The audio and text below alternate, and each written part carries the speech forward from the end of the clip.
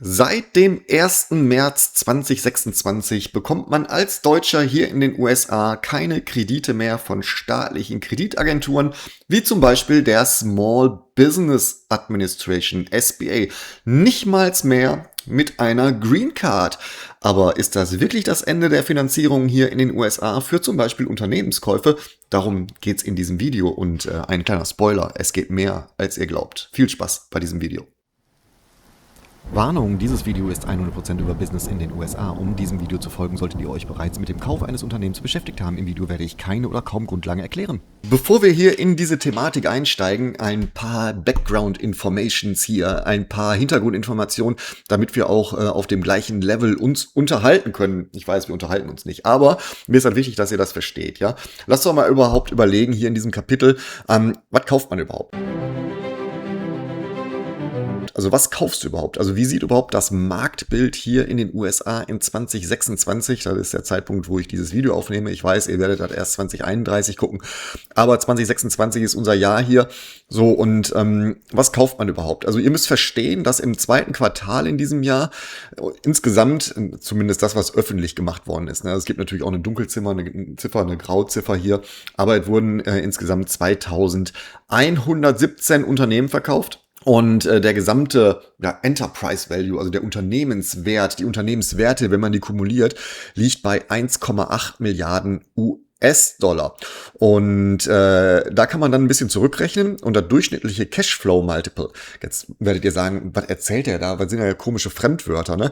Das werde ich euch sagen, denn also dieses ganze Video wird von diesen komischen Fremdwörtern beherrscht werden, aber ich versuche das immer ein bisschen auch zu erklären, dass selbst Leute, die vielleicht nicht aus dieser Szene kommen oder sich damit beschäftigen, dass die auch verstehen, worum es geht. Also, ein Unternehmen bewertet man hier in den USA in der Regel am Cashflow-Multiple, EBITDA-Multiple oder was auch immer. Das heißt, es ist ein Faktor mal irgendwas bei einem Wert von, weiß nicht, Cashflow oder EBITDA. So, der Cashflow-Multiple hier im Durchschnitt lag bei 2,7. Wir reden ja von kleinen Unternehmen. Ich rede jetzt nicht von den Public-Listed Companies, die hier natürlich öffentlich ihre Daten zur Schau stellen, sondern wir reden jetzt über den Malermeister, über das Landscaping-Unternehmen, über das kleine Softwarehaus, was hier verkauft worden ist, was vielleicht eine Unternehmensnachfolge sucht.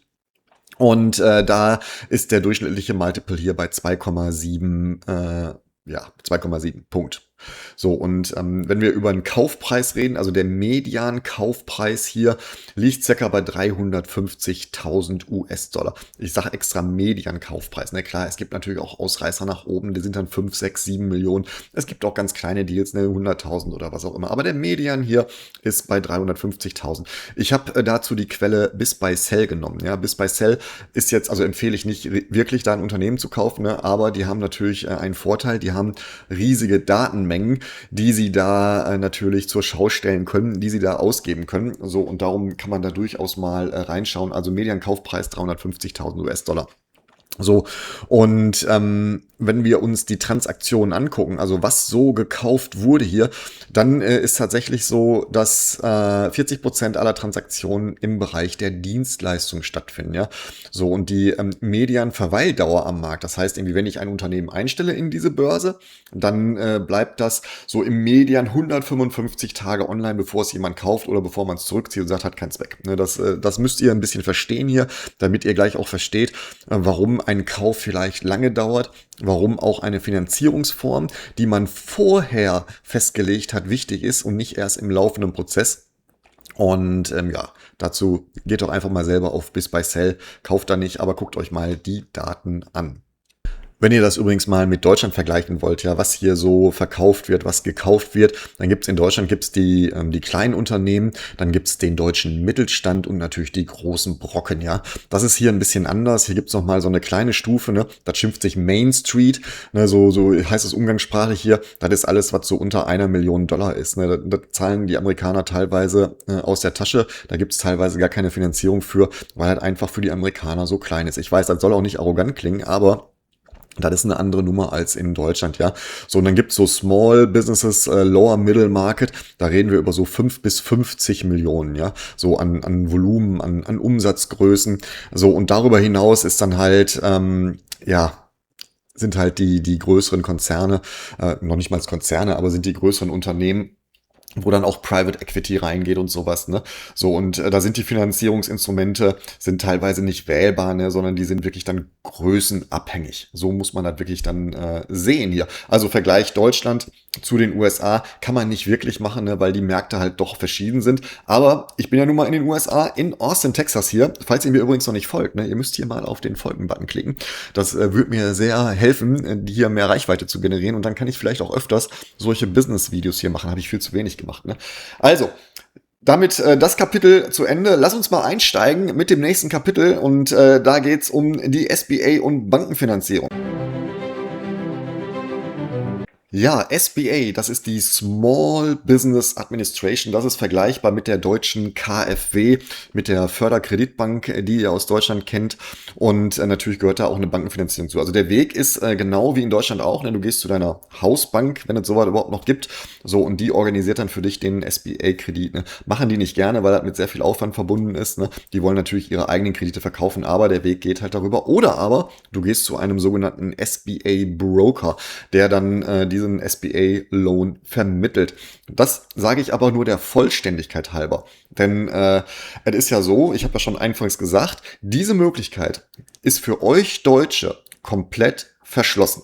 Selbst als Green Card Holder, selbst wenn ihr eine 10 Jahres Green Card habt, also die große Green Card habt, dürft ihr an diesen Programmen hier nicht mehr teilnehmen. Aber der Reihe nach. Lass mal gucken. So, Stufe 1. Die gab's am 1.6.2025. Da hat man diese Stufe gezündet. Ne? Vielleicht muss ich vorher einmal kurz erklären, wie es vorher war. Vorher konnte auch ein Deutscher einen SBA-Kredit bekommen, wenn 50% der Anteile in amerikanischer Hand waren oder wenn ihr einen Co-Investor habt, der Amerikaner war. Das musste damals schon so gemacht sein, macht ja auch Sinn, finde ich. Ne? So, und jetzt hat man aber durch das neue Government die Stufe 1 gezündet am 1.6.2025, also im letzten Jahr. So, und da hieß es 100%, also 100% der direkten und indirekten Eigentümer eurer Kauf LLC oder was auch immer, die müssen US-Bürger sein, US-Nationals oder mindestens Green Card-Inhaber. Ja, das heißt, man hat das, was vorher war, so ein bisschen eingeschränkt und gesagt, okay, pass auf, wenn ihr Ausländer seid, dann geht halt nicht mehr, ne? Ihr braucht schon eine Green Card hier. Verstehe ich auch, ne? So, und man hat aber noch ein paar Sachen dazugefügt. Man hat gesagt, okay, mindestens 10% müssen eine sogenannte Equity Injection sein bei Eigentümerwechsel. Ja, das heißt, 10% müssen Equity sein, was Rollover ist. Ist jetzt viel zu kompliziert, ne? Das ist aber neu gewesen. Damals konnte man einfach 100% kaufen und gut. Jetzt kannst du 90, also kannst immer noch 100% kaufen, aber 10% muss halt eine Equity Injection sein bei einem Eigentümerwechsel. So, und was man dann gemacht hat, ist ein Verkäuferdarlehen. Ja, also kann man ja machen, ich kaufe ein Unternehmen und sag aber, hör mal, 80% finanziere ich, ne, aber du musst ein bisschen Skin in the Game hier haben. Das heißt, ich brauche von dir 10% nochmal als Verkäuferdarlehen, damit ich sicher gehen kann, dass du auch dabei bleibst, dass du auch mithilfst, ne, dass das auch alles so ist, weil du willst ja dein Geld wieder, ich verzinse dir das, gar kein Problem. So, und dann hat man aber gesagt, dieses Verkäuferdarlehen, das zählt nur noch dann als Eigenkapital, wenn es über die gesamte SBA-Laufzeit ist. Also das ist typischerweise 10 Jahre. Ne? So, also da muss auf Full Standby stehen. Keine Zins- und keine Tilgungszahlungen mehr. So, und das ist etwas, wo man wirklich schwierig dann auch Deals verhandeln konnte. Denn wenn man sagt, pass auf, du musst mir ein Verkäuferdarlehen geben, das muss aber 10 Jahre laufen, ne? Und das ist auf Full Standby. Das heißt, es gibt keine Zinsen und keine Tilgungszahlungen. Das ist dann das maximale Skin in the Game, was die Regierung verlangt von dir. Das war schon, man hat schon gesehen, okay, die wollen diese Kredite eigentlich wegbekommen. Ja, das ist einfach Geld, was fließt. Bis zu 5 Millionen konnte man da aufnehmen. Da hatte man schon so ein ungutes Gefühl bei, ja. So, dann hat man aber die Stufe 2 gezündet. So, und zwar die Stufe 2 ist ab Januar diesen Jahres, ab Januar 2026. Da hat man gesagt, okay, wir öffnen das wieder kurzzeitig, ja. Also 5% Anteile können auch Ausländer halten, ja. Das ist jetzt gar kein Problem. Das ist aber mittlerweile schon wieder ganz obsolet. Das war nur ein kleines Zeitfenster. Also ihr merkt, man hat so ein bisschen hin und her geswitcht zwischen, wollen wir Ausländer da drin haben, wollen wir nicht Ausländer da drin haben? Ich weiß es nicht, ne. Hat gesagt, okay, komm, weil der Druck aus der Bevölkerung oder aus dem Business-Umfeld, der war natürlich groß. Ne? Die sagen, hey, ausländische Investoren sind immer gut, wenn die Geld bringen. Warum nicht? Warum blockt ihr die? Ne?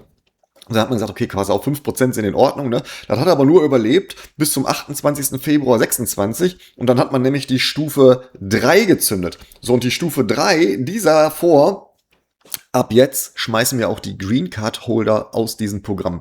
Das heißt, wir machen jetzt nur noch US-Amerikaner, US Citizens, US Nationals mit Hauptwohnsitz in den USA. Ja, also selbst wenn du US Citizen bist und wohnst auf den Bahamas, geht das nicht mehr, ja. Das heißt, die wollen nur noch US-Amerikaner finanzieren, die einen Wohnsitz hier in den USA haben. Alle anderen sind raus. Du darfst selbst als Green Card Holder keine Anteile mehr halten an dem Unternehmen, was gekauft werden soll. Ob du den hinterher reinholst, das steht auf einem ganz anderen Papier. Ne? Wir reden ja hier über die Finanzierung. Ne? So, das ging aber, geht auch nicht mehr. Also seit dem 1.3.26 ist hier vorbei. Das heißt, nur noch US-Citizen bekommen diese Darlehen. Und ja, damit bist du raus als Deutscher und damit bist du sogar raus als Green Card Holder. Und darum geht's ja in diesem Video. In diesem Video beschäftigen wir uns damit, was gibt es denn für Alternativen?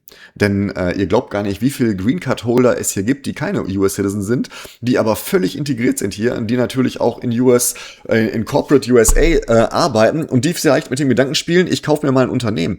Und es gibt natürlich auch LLCs hier, die von Green Card Holdern gehalten werden, die auch vielleicht mal zukaufen wollen, das aber nicht mehr geht, weil der Inhaber ein Green Card Holder ist. Das ist wirklich, das sind schwerwiegende Einschnitte hier in das Wirtschaftssystem, in das Investitionssystem der USA. Und man kann das abtun und sagen, ja, die Regierung sorgt halt dafür, dass nur die Amerikaner vorankommen und. Das ist sehr kurz gedacht hier in diesem Zusammenhang. Aber lass mal gucken, wie geht's denn weiter? Aber bevor ich weitermache, muss ich zwei Sachen nochmal erklären. Erstens, die normale Bankenfinanzierung, die ist davon natürlich nicht betroffen. Ja, also eine normale Bankenfinanzierung, die gibt's natürlich nach wie vor noch. Ich rede hier über die staatlichen Fördermittel, ja. Das muss man vielleicht nochmal unterscheiden. Und es ist auch so, dass es eine Klagewelle gab dagegen und es wurde auch schon festgestellt, dass diese Regelung deutlich rechtlich angreifbar ist und ich bin mir sicher, die kippen das auch, ja. Also und nochmal, die letzte Sache ist nochmal, es geht nicht nur um diesen SBA-Loan, es geht auch um die Microloans, ne, oder die Surety Bond Guarantee Programm, also sind noch mehr verschiedene Programme. Das betrifft grundsätzlich alle staatlichen Förderinstitutionen, alle staatlichen Förderprogramme. Aber, wie gesagt, wenn ich das Video aufnehme, Riesenklagewelle, wir wissen nicht, wie es ausgeht. Trotzdem müssen wir uns in diesem Video dann damit beschäftigen, okay, was gibt es denn für Alternativen? Also wie kann ich denn dann finanzieren, wenn der Staat mich nicht mehr unterstützen will? Ich bin ja in so einem Business-Broker-Netzwerk drin. Ne? Also ich mache jetzt nicht so richtig Brokerage, ne? Aber wenn ich auf der Kaufseite bin, dann gehört natürlich auch so ein bisschen Deal Origination oder was auch immer dazu. Ne? So, und ich habe an einer Sitzung, sagt man in Deutschland Sitzung? Ich habe an einer Sitzung teilgenommen und ich würde mal sagen, 65% der anwesenden Broker da, das war eine sehr große Sitzung, die sind sich alle einig, ne, dass die aktuellen Bedingungen hier, die Abschlüsse extrem erschweren und das hat eine ganz große Auswirkung auch auf den Business-Broker-Bereich. Ne? Also ganz viele Broker, die legen einfach den Stift nieder und sagen, das war für mich, es funktioniert einfach nicht mehr. Ich kann in diesem Markt kein Geld verdienen, weil wenn ich in diesem kleinen Segment bin, dann bin ich darauf angewiesen, dass die Menschen, die zu mir kommen, auch abschließen können. Jetzt kann man sagen, ja, es sind ja nur die Green Card Holder, ne? Aber ihr glaubt gar nicht, wie viele in diesem Land Business betreiben mit Green Card und da sehr quirlig und aktiv unterwegs sind. Ne? Also klar, es gibt natürlich auch ganz viele US Citizen, die das machen, ne? Aber es ist halt tatsächlich so, für viele ist das ich bin fertig mit diesem Job, ich kann das nicht mehr machen hier, ich kann das einfach nicht mehr finanzieren. Und dazu kommt noch, dass die Kapitalanforderungen natürlich damit auch steigen, ja. Also die Kredite werden nicht einfach mal eben so schnell vergeben hier, denn ich komme ja gleich darauf zu sprechen, wie das hier so läuft, ne? Und darum ist umso wichtiger, was können wir denn jetzt machen? Also, wie geht das denn jetzt? Und damit herzlich willkommen im Kapitel 4. Eine Möglichkeit, und das ist eine von vielen, kommen noch mehr, keine Angst, ist der sogenannte traditionelle Search Fund, also der Suchfund. Suchfund ist auch geil, ne? Also Traditional Search Fund heißt das hier und gibt's schon ewig lange. Ja, also gibt's schon seit den, ich glaube, Ende 70er Jahre, Anfang 80er Jahre. Wurde damals, also dieses Konzept wurde damals aufgesetzt von der Stanford University. Die haben dieses Modell etabliert. Und zwar geht's darum, wenn du ein Traditional Search Fund bist, Und dann bist du eine Person oder du machst dir eine LLC auf und sagst, okay, ich brauche Kapital für die Suche eines Unternehmens. Ich möchte ein Unternehmen suchen, das möchte ich erwerben und möchte ich operativ betreiben. So, und dann sammelst du Geld ein von circa 15 bis 20 Investoren. Ja, du splittest das. Du findest nicht einen großen Wal, der dir viel Geld gibt, das ist ein anderes Modell, sondern du suchst 15, 20 Investoren, die dir Geld committen. Ja, also das ist nicht so, dass die dir Geld überweisen, sondern die committen das Geld und geben dir 2 Jahre Zeit für die Suche, ein Unternehmen zu finden, was den Akquisitionskriterien, die du mit deinen Investoren besprochen hast, auch tatsächlich trifft. Das ist eine sehr große Hürde. So, und dann bist du der CEO dieses Unternehmens, wenn du das findest. So, in den 2 Jahren wirst du aber bezahlt für die Suche. Ja, deine Investoren bezahlen dich monatlich. In der Regel sind es 10.000 US-Dollar, die dir bezahlen für die Suche des Unternehmens. Und damit du das auch finanzieren kannst. Denn das ist ein Fulltime-Job für die nächsten 2 Jahre und du hoffst einfach, dass das nicht 2 Jahre dauert. Und wenn du kein Unternehmen findest, dann kannst du den Fonds wieder schließen und sagen, war leider nicht erfolgreich. Dann haben die Investoren ihr Geld verbrannt und keine Sorge, die werden versuchen, das Geld zurückzubekommen. Also das ist auch nicht risikoarm, ne? Aber das ist das Prinzip eines Traditional Search Funds hier. 2 Jahre suchen, 15 bis 20 Investoren, die dir unterschreiben, dass wenn bestimmte Kriterien an einem Unternehmen erfüllt sind, dass sie dann dazuschlagen. So, ich glaube 1984 hat man damit angefangen, ne? Und da hat man so 862 Search Funds gehabt, ne? Aktuell sind wir im Tausenderbereich, im hohen Tausenderbereich an Traditional Search Funds, ne? Also ich nehme mal die Self-Funded Search, also die Search Funds, die keine Investoren an Bord haben, die sagen, ich nehme mein Privatgeld und mache das selber, ne?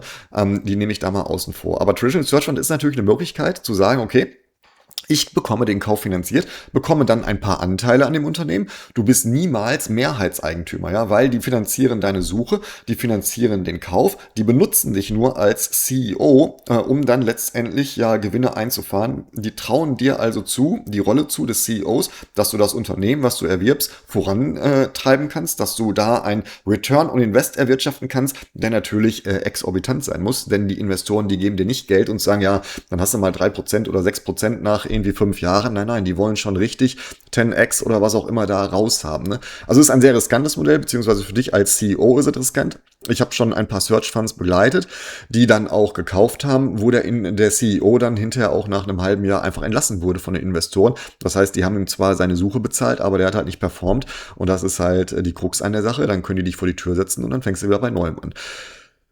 It's up to you, zu entscheiden, ist das gut, ist das schlecht. Ich finde, das ist auf jeden Fall eine alternative Finanzierung, wenn du unbedingt mal CEO eines Unternehmens sein willst und wenn du ein Unternehmen kaufen willst, ohne jetzt hardcore persönliche Bürgschaften abzugeben, dann ist das sicherlich ein Weg. Da scheitert es aber nicht am Kapital, ja. Da scheitert es daran, für dich als Deutscher, Österreicher oder Schweizer oder wo du herkommst, ne, ein mögliches Investorennetzwerk hier in den USA aufzubauen.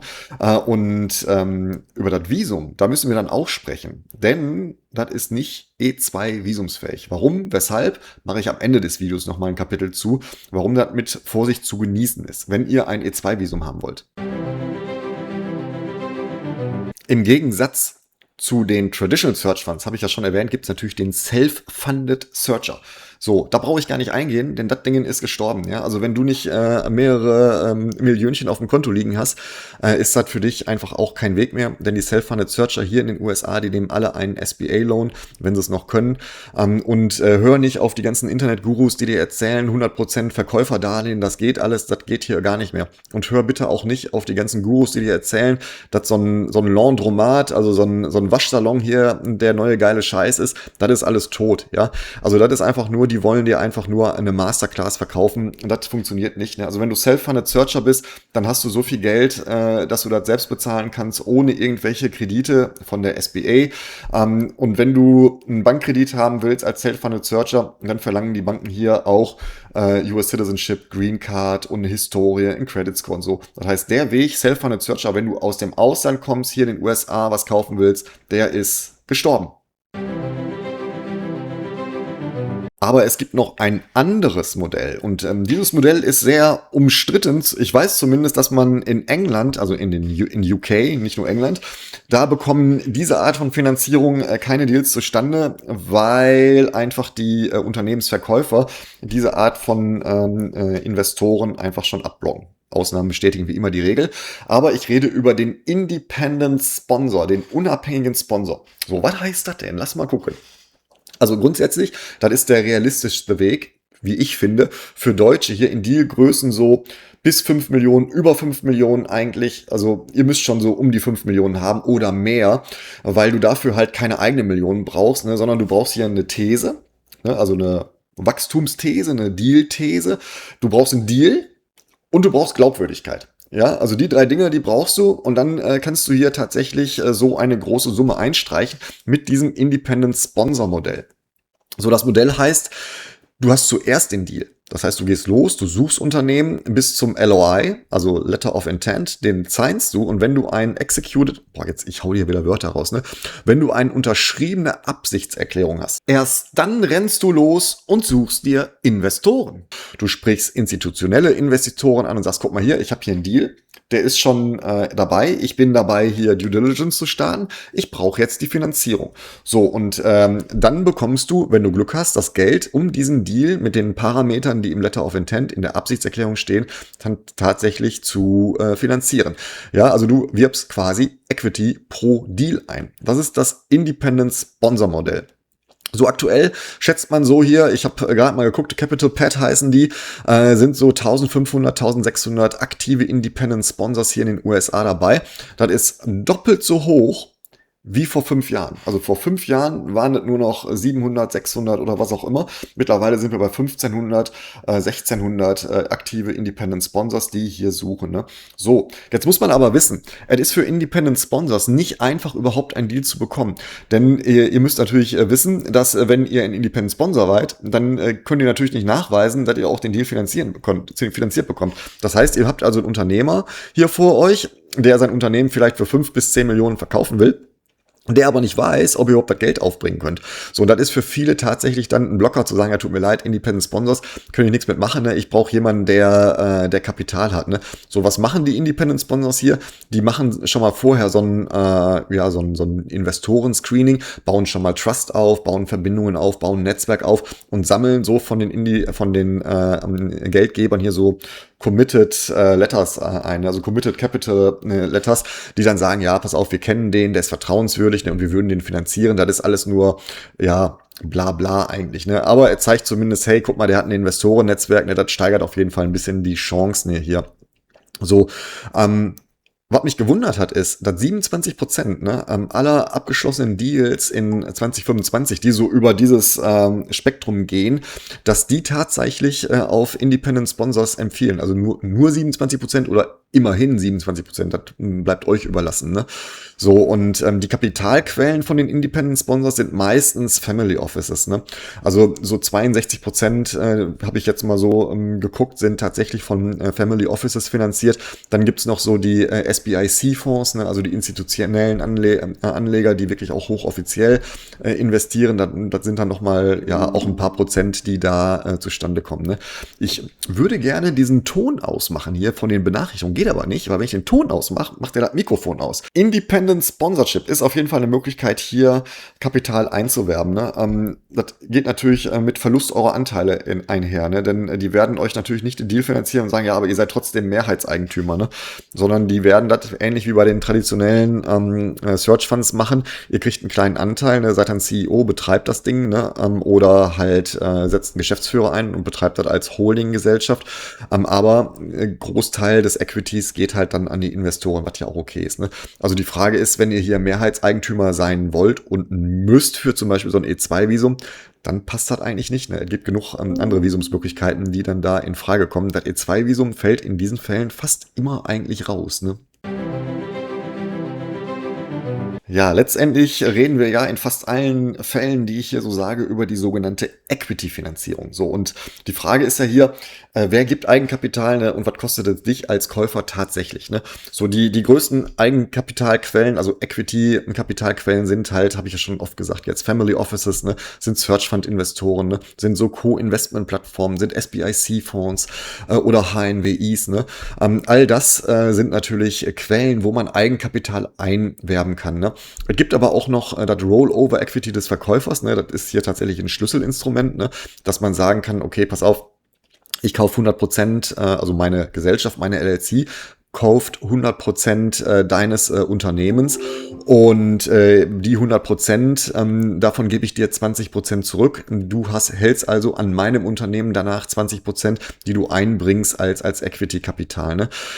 Das löst für Deutsche dreifach eigentlich das Problem. Ne? Erstens sinkt der Kapitalbedarf, ne? Das operative Risiko sinkt, ne? Weil ihr halt noch jemanden mit im Stuhl habt hier. Und der Verkäufer bleibt natürlich als US-Ansprechpartner mit an Bord. Die 3 Probleme werden gelöst, aber er hat natürlich auch seinen Preis. Ne? Also der Preis des Eigenkapitals, der ist halt immer Kontrolle. Also ihr werdet nie 100% Kontrolle über das Unternehmen haben, weil derjenige, der euch das Geld gibt, der will natürlich ein bisschen was davon haben und das bedeutet, der will die Kontrolle über das Unternehmen haben. Ne? Governance. Ne? Oder ihr habt in den allermeisten Fällen einen Exit-Zwang. Denn alle diese Finanzierungsformen, die erwarten einfach einen Exit nach 5 bis 7 Jahren. Ja, nach 5 bis 7 Jahren wollen die natürlich irgendwann ihr Geld wieder haben, zu einem Vielfachen dessen, was sie gegeben haben natürlich. Und darum habt ihr hier einen Exit-Zwang. Das heißt, eure ganze Strategie muss darauf ausgerichtet sein, das Unternehmen groß zu machen, dass ihr das in 5 bis 7 Jahren an den nächsten weiterverkaufen könnt. Das wollte ich nur noch mal sagen. So, wenn all das jetzt keine Rolle spielt für euch oder ihr sagt, das ist jetzt nix, womit ich rechnen kann, womit ich leben kann, dann habt ihr eigentlich nur noch eine Möglichkeit. Also eigentlich habt ihr 3 Möglichkeiten, aber es wird im Endeffekt nur eine Möglichkeit sein. Das heißt, ihr spart euch ganz viel Geld. Ihr habt also das Geld auf der hohen Kante bis zu einem gewissen Prozentsatz. Ne? Also keiner erwartet von euch, dass ihr den Kaufpreis 100% in bar bezahlt hier. Ne? Habe ich zwar schon mal gesehen in den USA, ist aber eher die extreme Ausnahme und auch ehrlich gesagt ein bisschen bescheuert, ne? Wenn man den Kaufpreis 100% bezahlt. Ihr wisst ja gar nicht, ob das so wirklich auch eintritt, wie der euch das vorausgesagt hat. Ne? Denn Unternehmenskauf ist ja anders als zum Beispiel Immobilie. Ja, weißt du, Immobilie kann ich anfassen, alles ist gut. So ein Unternehmen existiert ja eigentlich nur im Kopf. Ne? Ist ein Organigramm, bei dem Kopf existiert, wo Prozesse gemacht worden sind, die funktionieren oder nicht. Das heißt, so richtig lernt ihr erst das Unternehmen kennen, nachdem ihr reingegangen seid. Ne? Aber ihr könnt natürlich so eine Transaktion strukturieren. Ihr könnt natürlich sagen, okay, ich habe jetzt mein eigenes Geld, das ist ganz wichtig. Es gibt aber auch noch ein Verkäuferdarlehen und einen sogenannten Earnout. So, das Verkäuferdarlehen habe ich ja schon mal gesagt. Ne? Also der Verkäufer, der gibt euch, weiß ich nicht, 10%, 20% des Kaufpreises als Darlehen. Dann zahlt ihr Zinsen dafür und dann ist er happy, ne? Weil der euch vertraut. Ist ja auch ein Commitment vom Verkäufer zu sagen, okay, pass auf, ich vertraue dir, ne? Ich kriege das Geld wieder. Ich glaube auch an mein Unternehmen. Und vor allen Dingen glaube ich auch an mein Unternehmen, an das Wachstum der kommenden Jahre. Und da sind wir beim Thema Earnout. Das ist eine bedingte Auszahlung und die Bedingungen, die müsst ihr halt verhandeln. Ne? Kann man sagen EBITDA oder kann man sagen am Umsatz. Ich sage immer, ihr nehmt bitte nicht die Gewinne, weil das öffnet Tür und Tor für Lawsuits hier, also für Klagen. Es gibt eigentlich kaum einen Earnout hier, der nicht auch irgendwie eingeklagt wird oder wo man dann den Käufer verklagt oder was auch immer. Ne? Die meisten Earnouts, die ich hier begleitet habe, waren auch teilweise immer nur über 3 bis 4 Monate, um sicherzustellen, dass man auch wirklich das Unternehmen sauber übergibt. Ne? Aber es kann natürlich ein Instrument sein für euch, so ein bisschen den Kapitalbedarf zu senken, sagen, pass auf, 25% ist ein Earnout. Ich glaube dir zwar, dass die Firma so performt, wie du mir das versprochen hast, aber wenn die so performt, kriegst du es auch, ja, dann könnt ihr aus den laufenden Gewinnen dann den Earnout bezahlen. Muss man immer mit ein bisschen Vorsicht genießen. Ne? So, aber was viele überhaupt nicht auf dem Schirm haben, viele Deutsche haben das nicht auf dem Schirm. Das gilt leider nicht für euch, liebe Österreicher und Schweizer. Aber ich weiß nicht, ob ihr auch so Programme habt. Aber die KfW. Ja, meine Lieblings-KfW. Ich habe gute und schlechte Erfahrungen mit der KfW gemacht in Deutschland, aber letztendlich stellt die auch staatliches Geld zur Verfügung, um den Wirtschaftswachstum anzuheizen. Was viele nicht wissen ist, es gibt einen ERP-Förderkredit, KMU. ERP-Förderkredit KMU. Das ist übrigens Programm Nummer 365 und 366 für alle Leute, die das mal nachschlagen wollen. Ne? Dieses Programm fördert ausdrücklich die Übernahme von und Beteiligung an ausländischen Gesellschaften bis 25 Millionen Euro und die KfW übernimmt die Risikoübernahme bis zu 50%. Das weiß kaum einer. Also die denken immer alle, KfW macht nur deutsche Unternehmen. Ne? Nein, dieses Programm ist ausdrücklich auch für die Übernahme ausländischer Investitionen. So, und die Übernahme und Beteiligung hat eine Laufzeit von bis zu 20 Jahren mit einer Zinsbindung für die ersten 10 Jahre. Also das ist hammergeil eigentlich. Also wenn ihr das bekommen könnt und die KfW mit ins Boot bekommen könnt, wenn ihr hier ein Unternehmen kauft, dann habt ihr eigentlich gewonnen. Ne? Klar, 50% nur. Ne? Also die anderen 50% müsst ihr irgendwie anders auftreiben oder habt ihr auf dem Konto. Ne? Ich weiß nicht, wie das läuft. Ne?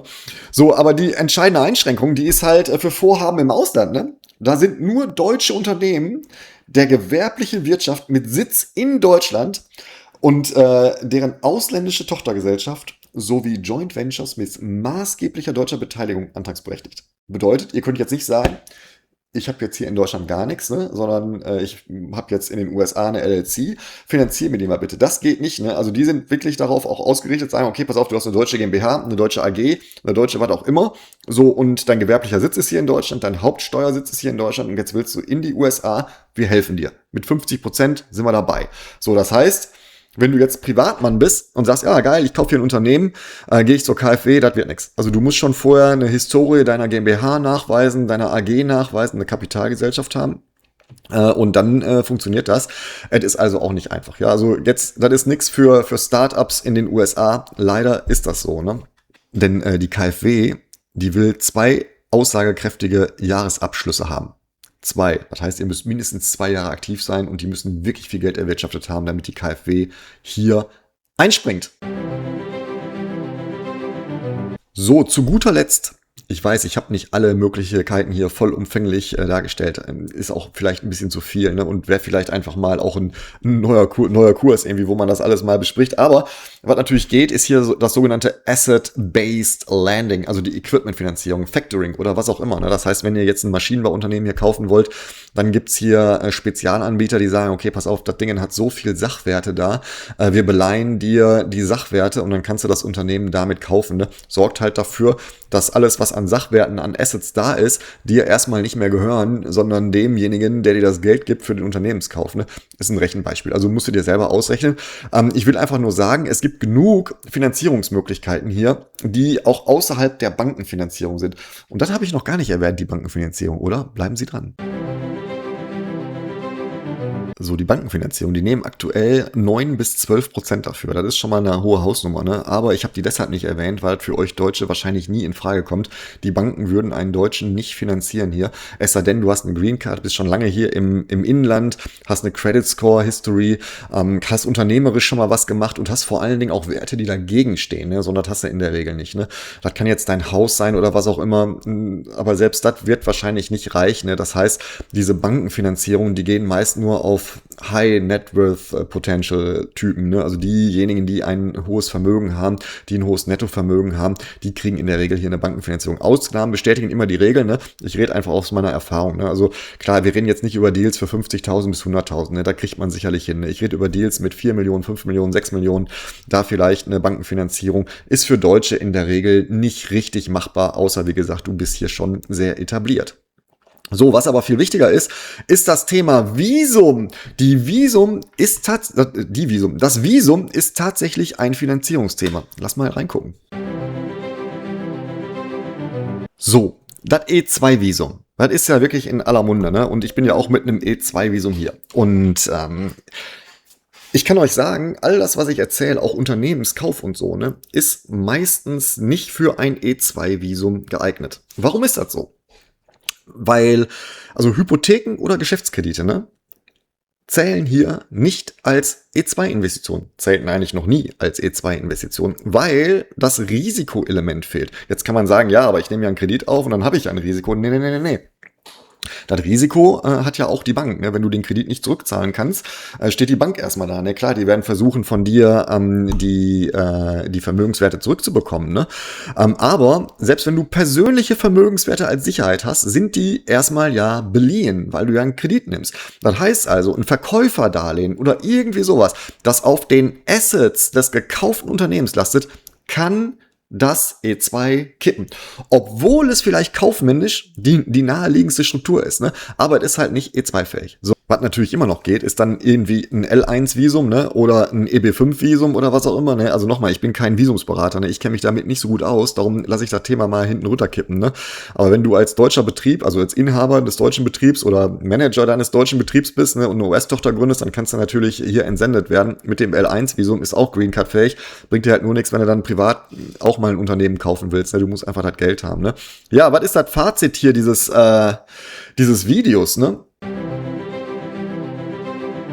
Das Fazit bedeutet ja, ne, es gibt 4 verschiedene Profile hier in den USA, ein Unternehmen zu kaufen, ne, die aus Deutschland heraus möglich sind. Ja, das erste ist natürlich, du bist eine Privatperson, ne, und hast, weiß ich nicht, so 200 bis 500.000 Dollar Eigenkapital, ne, dann kaufst du dir ein Main Street Business, ne, guckst, dass du ein bisschen Verkäuferdarlehen kriegst, ansonsten packst du da dann Eigenkapital rein, ne, so, und das ist tatsächlich dann E2-fähig, ne, weil du halt dein Geld nimmst und da eine substanzielle Investition machst. Ich würde mal sagen, ich rate jedem davon ab, das zu tun, ne? Denn du bist in Deutschland, ne? Du bist vielleicht 2, 3 Mal hier, redest mit dem, ne? Das ist sehr schwierig für dich als Deutschen, sowas zu machen, weil das ist eine ganze Menge Geld, die dann weg ist, ne? Und du musst eine ganze Menge Geld bezahlen für Due Diligence und Prüfung, ne? Das ist ein bisschen anders als in Deutschland. In Deutschland ist das auch teuer, nicht falsch verstehen, ne? Aber hier ist das nochmal eine andere Hausnummer, ne? Es gibt halt jetzt kein Handelsregister oder sowas, ne? Du musst halt enorm viel prüfen hier. Das kostet halt enorm viel Geld. Das heißt, die Privatperson mit viel Eigenkapital Main Street Business kaufen geht, Verkäuferdarlehen plus Eigenkapital, E2-fähig. Dann gibt's natürlich noch als zweites den deutschen Unternehmer, ne, mit einem bestehenden deutschen Unternehmen. Da habe ich ja schon erwähnt, gibt's vielleicht das KfW ERP-Förderkredit, ne, über die US-Tochter dann, die du dann gründest, ne, und kannst dann entsendet werden mit einem L1-Visum, ne. Und ja, wenn du jetzt ein erfahrener Manager bist, das ist dann die der erfahrene Manager, hast aber nicht so wirklich Kapital, ne, dann bleibt dir vielleicht noch das Independent Sponsorship, ne, oder den Traditional Search Fund hier, dann hast du halt das Visumproblem, ne. Du musst halt dann tatsächlich dich um ein Visum kümmern, was dann für den Fall passt, dass du tatsächlich ein Unternehmen findest und als CEO angestellt wird. Gibt es bestimmt Visumsmöglichkeiten, ne. Also ich gebe ja hier keine Rechtsberatung, keine Visumsberatung, keine Steuerberatung, wisst ihr ja, ne. Das, was ich erzähle ich aus meiner persönlichen unternehmerischen Erfahrung hier in den USA. Ich mache das mittlerweile seit über 4 Jahren in den USA und seit 2008 mache ich das in Deutschland, ne? Also ich glaube, ich kann da schon ein bisschen was zu erzählen, ne? So, und ja, die letzte Person wäre dann halt, wenn du nur der Investor sein willst, ne, willst aber nicht selbst operieren hier, ne, dann gibst du natürlich Equity in Search Funds oder in Independent Sponsors, ne, hast natürlich auch da das Visumsproblem, ne, weil du bist operativ hier nicht tätig, du bist einfach nur der Investor, der Geld gibt, ne? So, und alles, was SBA angeht und staatliche Kredite, ne, gilt für dich auch nicht mehr, wenn du eine Green Card hast. Ja, so, jetzt bin ich gespannt, was ihr dazu sagt hier. Ich weiß, dass dieses Video wimmelt von Fachbegriffen und es ist bestimmt auch nicht einfach, da zu folgen. Ihr könnt gerne nochmal nachfragen, wenn ihr was habt hier in die Kommentare. Ich versuche das zu beantworten. Also wenn es jetzt irgendwie riesengroße Aufsätze ist, die da schreiben muss, ne, das kann ich natürlich nicht machen. Ne? Aber wenn ihr kurze Fragen habt, geht das so. Ne? Ansonsten finde ich, ehrlich gesagt, jetzt mein persönlicher Last Input, ne, ich finde diese Entwicklung hier in den USA gerade nicht gut, muss ich sagen. Ne?